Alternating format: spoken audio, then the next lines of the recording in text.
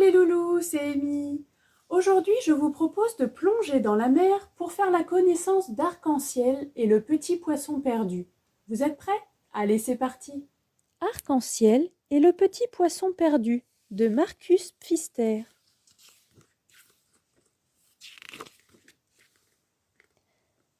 Un banc de petits poissons scintille au fond des eaux, bercés par le courant. C'est Arc-en-ciel et ses amis. Depuis que le plus beau poisson des océans a partagé avec eux son bel habit de lumière, tous portent une écaille scintillante en signe d'amitié. Ils forment désormais une grande famille unie et vivent heureux au fond de l'océan. Un jour, un petit étranger rayé s'approche d'eux. « Qui es-tu » demande l'un. « Que veux-tu » questionne l'autre. « D'où sort ce drôle de zèbre » se moque un troisième, et il l'observe d'un air méfiant. Tout intimidé, le nouveau venu baisse les yeux. « Je m'appelle Colino, » dit-il d'une petite voix. « J'ai perdu ma famille et je ne sais pas où aller. La mer est tellement grande. Dites, je peux rester avec vous ?» Arc-en-ciel voudrait bien aider Colino, mais les autres l'écoutent à peine. Certains lui tournent même le dos. Que leur importe, ce petit inconnu?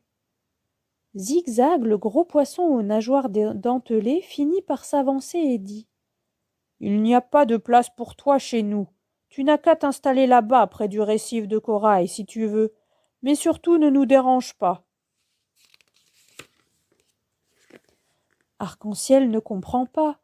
Un de plus, un de moins, qu'est-ce que ça peut faire? Il suffirait de se serrer un peu. Mais il n'ose pas contredire Zigzag. Il a tellement peur de perdre ses nouveaux amis.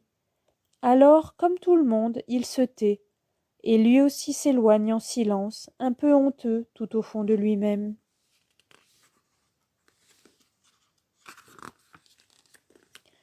Le petit poisson zébré se retrouve seul, le cœur gros.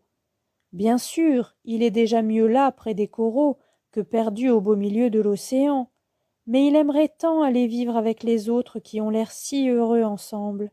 « Je n'y peux rien, moi, si je ne brille pas comme eux, » se dit-il tristement en les observant de loin.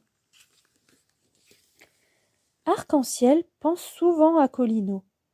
Il revoit son regard triste et ne peut s'empêcher de se rappeler le temps où lui aussi était exclu et sans amis.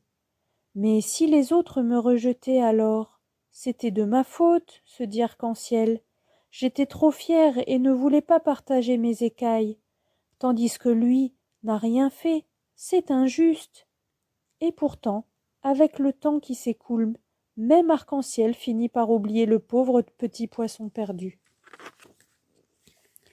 Mais un jour, la vie dorée des poissons aux reflets d'argent se retrouve menacée par l'arrivée d'un terrible requin. Il rôde aux alentours, les guette pendant des heures, puis soudain attaque, rapide comme l'éclair. Effrayés, les poissons s'enfuient dans tous les sens et filent s'abriter dans leur cachette. Là, au fond d'une grotte, le poisson féroce ne peut pas les attraper. Les derniers arrivent à bout de souffle. Ouf, ils l'ont échappé belle. Le requin repart bredouille. Tous sont sains et saufs. Tous et Colino. Soudain, ils repensent à celui qu'ils ont laissé là-bas, seul et sans abri. Chacun se doute qu'à l'heure qu'il est, le petit poisson lutte pour sa vie. Ils se regardent en silence. Alors, Arc-en-ciel se décide. « Qu'est-ce qu'on attend ? Il faut l'aider !» Et n'écoutant plus que son bon cœur, il vole au secours de Colino. Son cri résonne dans la grotte et tire enfin les autres de leur torpeur. Un à un, ils le suivent, même Zigzag qui ne veut pas être le seul à ne rien faire. Il était temps. Colino est à bout de force lorsqu'ils arrivent. Il tente désespérément de se faufiler dans le labyrinthe de coraux, mais le requin est sur le point de le rejoindre. Sans hésiter, les petits poissons s'approchent de l'énorme poisson et se mettent à virevolter autour de sa tête. Cette nuée de points scintillants qui tournoient devant ses yeux lui donne vite le vertige. Bientôt, il ne voit plus que des étoiles. Arc-en-ciel profite de ce moment pour prendre Colino par la nageoire et l'entraîner jusqu'à la falaise. Là, au creux des rochers, le petit poisson épuisé peut enfin se reposer. Il n'en revient pas, c'est un vrai miracle. Les amis d'Arc-en-ciel, pendant ce temps, ont réussi à faire fuir le requin. Cette fois, il n'est pas prêt de revenir. Seul Zigzag a reçu quelques égratignures dans la mêlée en se battant pour défendre le petit poisson. C'était sa façon à lui de demander pardon. Sois le bienvenu parmi nous, dit Arc-en-ciel. Kalino en a les larmes aux yeux. Mais qui pourrait remarquer quelques gouttes d'eau qui se perdent aussitôt dans l'immense océan?